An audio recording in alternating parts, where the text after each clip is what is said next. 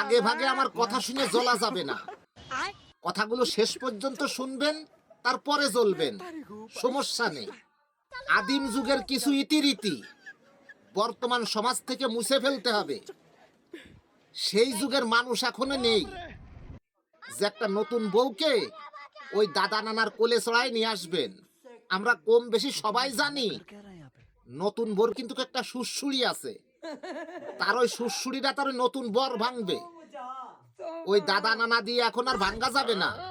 যার বউ সে পাল্লি কোলে করে ঘরে নেবে, না পারলি ও আইটে যাবে।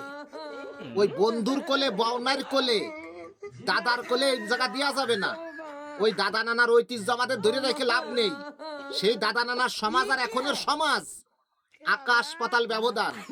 হয়তো আমার কথাগুলো শুনতে খারাপ লাগবে, আসলে বাস্তবে এই ধরনের কিছু ঘটতিছে।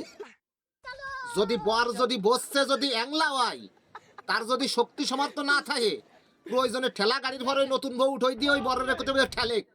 তুই তো সারা জীবন ঠেলে যাবি, এখন এর থেকে ঠেলা শুরু কর।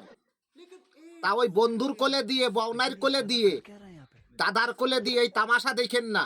এই তামাশাই কিন্তু একসময় কষ্টের কারণ হয়ে দাঁড়াবে।